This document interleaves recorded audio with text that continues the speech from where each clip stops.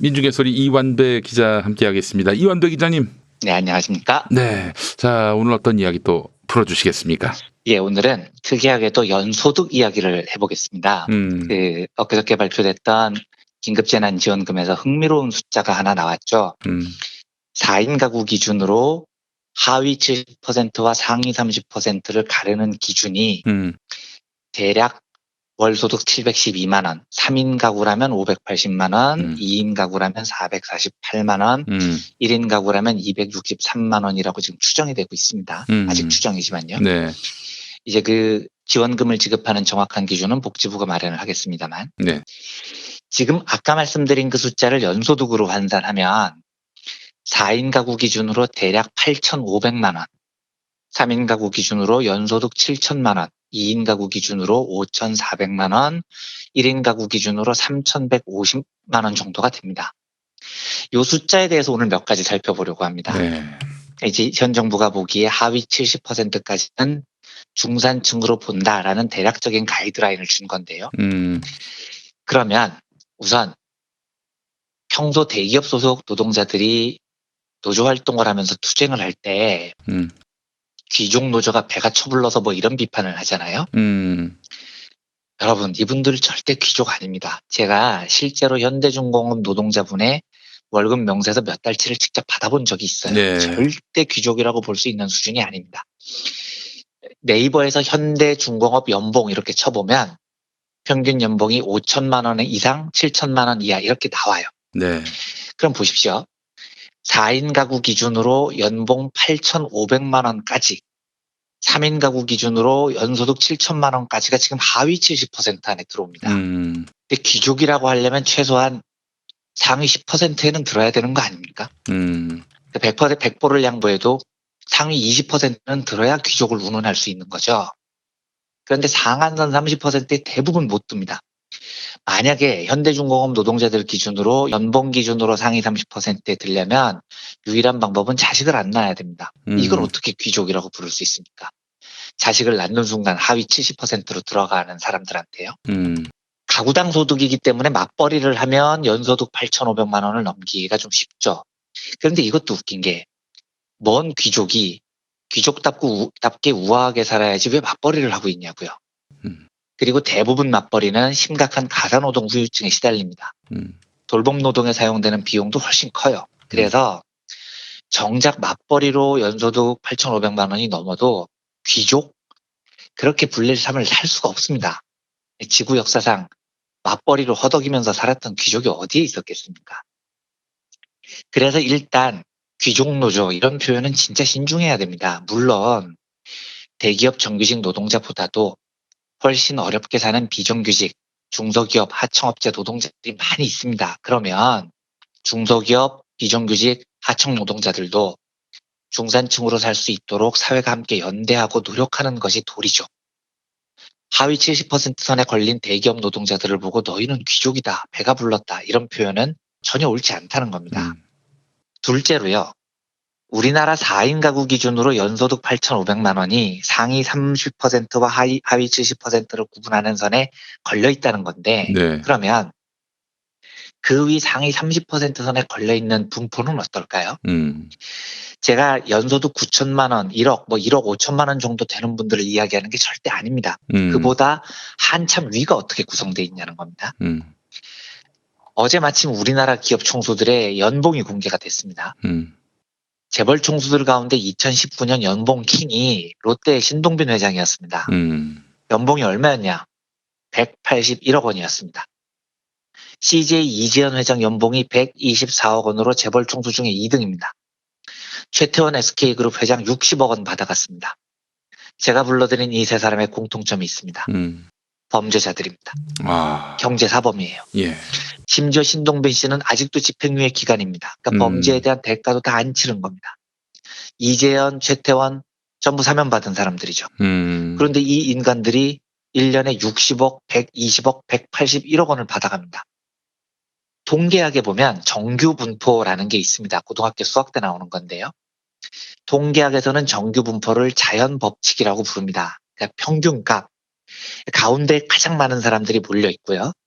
그 평균값을 중심으로 좌우로 쭉 퍼져 있는데 이 그림을 보시면 제일 정확한데 종 모양처럼 돼 있습니다. 가운데가 불룩 튀어나와 있고 그 옆부터 조금씩 감소하기 시작합니다. 그리고 양쪽이 대칭입니다. 아, 이 통계적 분포가 바로 자연법칙이라는 겁니다. 네.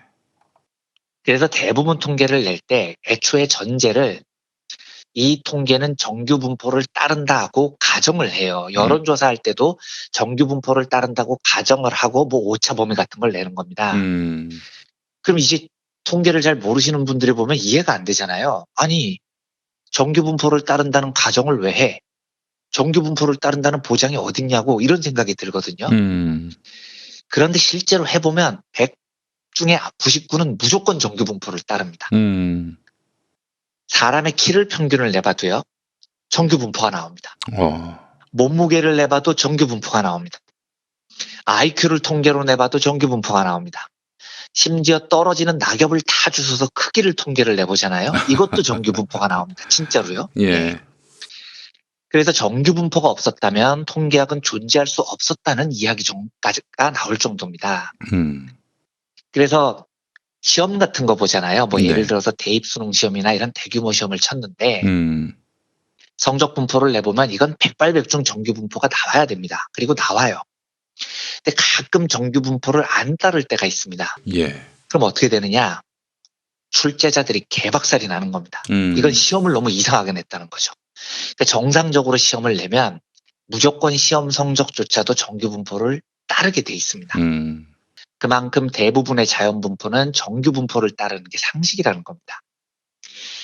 그런데 경제학적 통계 지표를 보면 정규 분포를 안 따르는 통계 지표가 몇 개 있습니다. 가장 대표적인 게 뭐냐면 소득 분포입니다. 소득 분포를 그려보면 평균 중간에 제일 많은 사람이 나오죠. 그런데 좌우 대칭이 절대 안 나와요. 그러니까 소득 많은 쪽으로 거의 무한대로 선이 길게 늘어섭니다. 평균보다 소득이 많은 사람들의 그래프가 끝없이 늘어집니다. 그리고 소득 값도 무한대로 올라갑니다. 네. 신동빈 씨가 180억을 받잖아요. 그러니까 통계학에서는 이런 극단적인 값이 엄청난 영향을 미치는 사례를 뭐 멱함수 혹은 뭐 파워로 힘의 법칙이라고 부르는데 상위 20%가 정규 분포를 무시할 정도로 압도적으로 통계값을 좌우하는 경우입니다. 이게 어마무시하게 예외적인 경우들인 겁니다.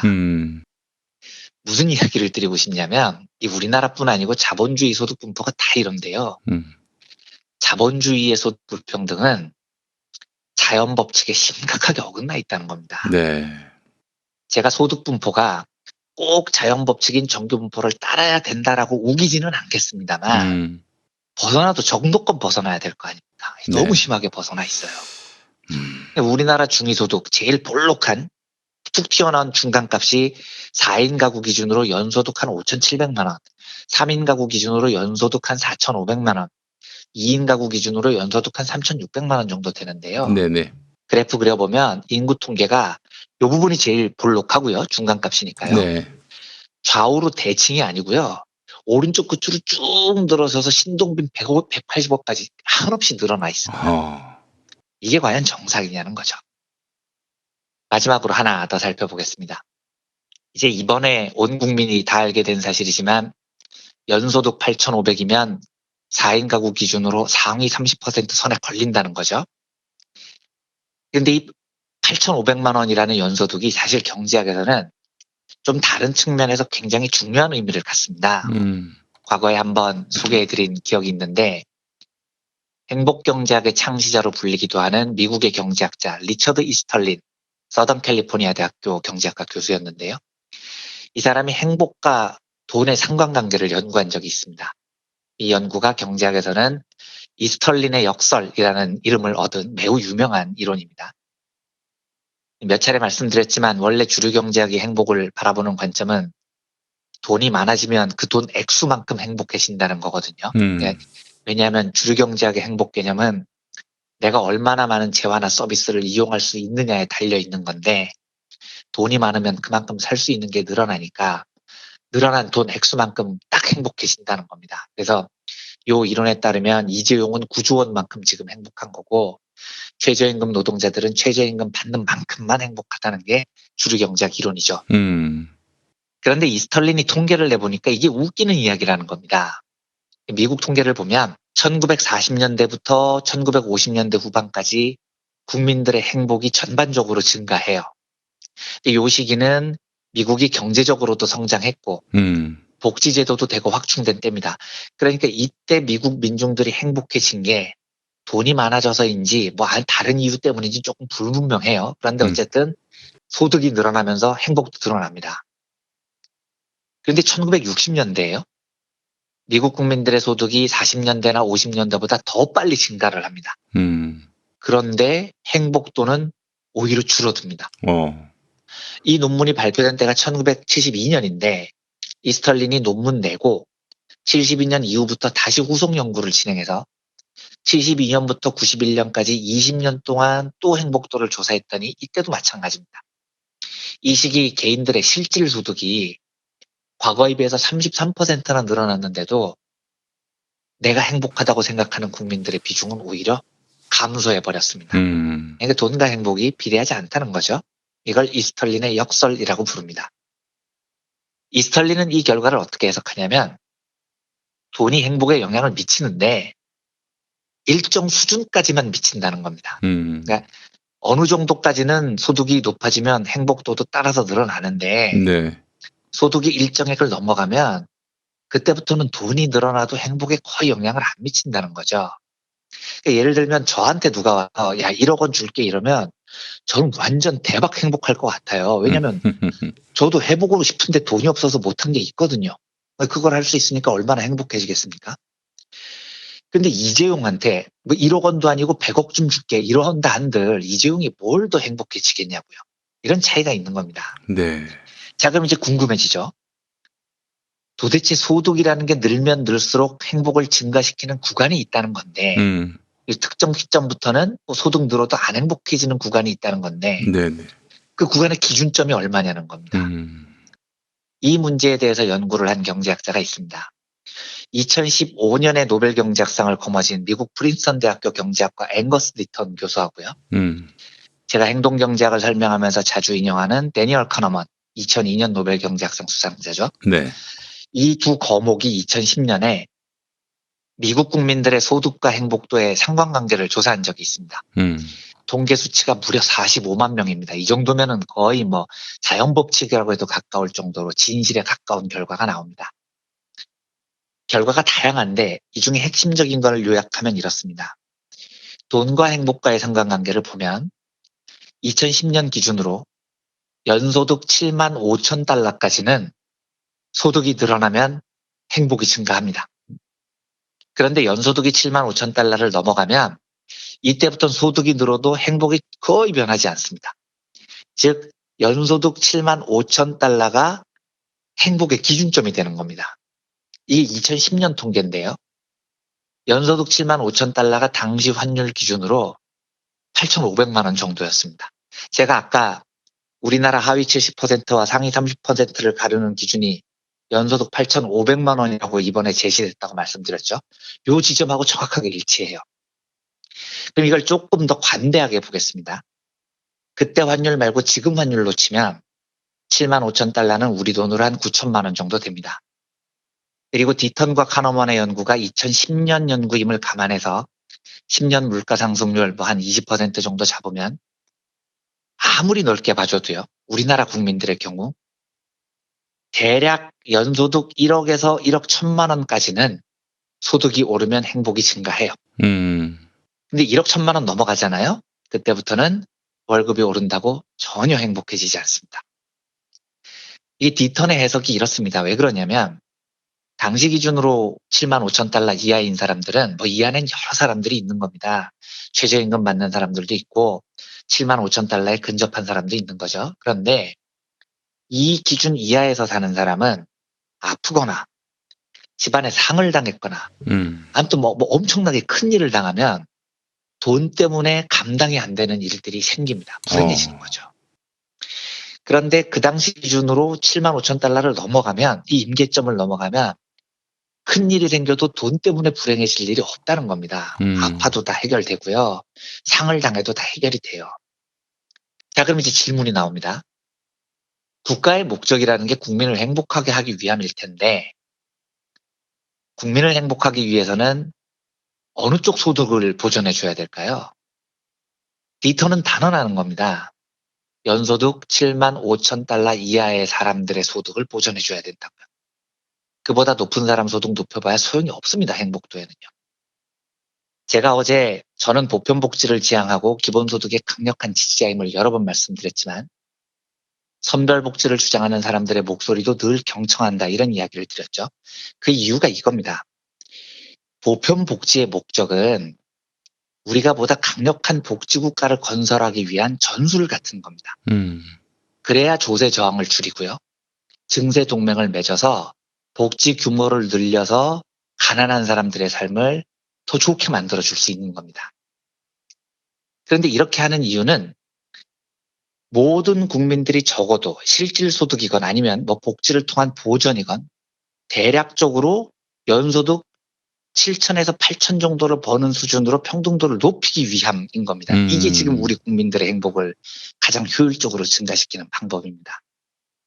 그리고 너무나 당연한 이야기지만 이 행복의 증가를 위한 가장 명확한 방법은 정부가 재원을 마련해서 보편복지든 선별복지든 복지 규모를 늘려야 된다는 건데 그러려면 돈이 필요하죠. 부를 재분배해야 됩니다. 신동빈이 뭔데 1년에 180억을 받아가냐고요. 부모 잘 만난 것 빼고 뭐 그렇게 대단한 능력이 있어요, 그 사람이. 롯데그룹은 역사를 보면 취미가 정경유착, 특기가 갑질인데요. 예? 게다가 신 회장은 아무리 봐도 전과자고 경제사범일 뿐인데요. 예. 그러니까 이 불평등을 바로잡기 위해서는 세금을 걷어야 됩니다. 그래서 정부가 막대한 재원을 확보를 해야 돼요. 누구에게 걷어야 되느냐? 부자들에게 걷어야 됩니다. 지금 긴급재난지원금 예산이 9조 원인데 앞으로 제 꿈은 이게 기본소득 형태로 확산되는 걸 원하는 겁니다. 그리고 앞으로도 이런 일이 많이 벌어질 거고 우리가 단단한 복지국가를 마련하기 위해서는 더 큰 재원이 국가에 있어야 됩니다. 어떻게 마련하느냐? 부자 증세를 통해서 마련해야 됩니다. 그 사람들 세금 낸다고 불행해지지 않습니다. 돈이 행복에 큰 영향을 안 미친다니까요. 그 사람들은요. 그런데 그 돈으로 복지를 통해서 우리 민중들의 삶의 수준을 얼추 연소득 8,500만 원에 이르도록 유도만 하면 정말로 행복이 넘치는 사회가 될 수 있습니다. 행복 연구를 해보면 행복도가 무지하게 높은 나라들이 다 이런 복지가 강한 나라인 이유가 여기에 있는 거죠. 어떻게 하면 국가가 가장 행복해질 수 있느냐에 대한 가장 효율적인 길이 경제학적 연구를 통해서 이미 제시되어 있습니다. 보편복지라는 좋은 전술에 더해서 누진과세가 필요합니다. 즉 부자들에 대한 강력한 증세 정책으로 이건 국민들의 행복도를 거의 깎아먹지 않으니까요. 부디 복지와 과세라는 두 가지 이 전술을 통해서 우리나라가 모든 국민이 행복해지는 그런 사회가 되기를 바라면서 오늘 브리핑을 마치겠습니다. 네. 자, 이완배 기자님 오늘 말씀 잘 들었습니다. 네, 감사합니다.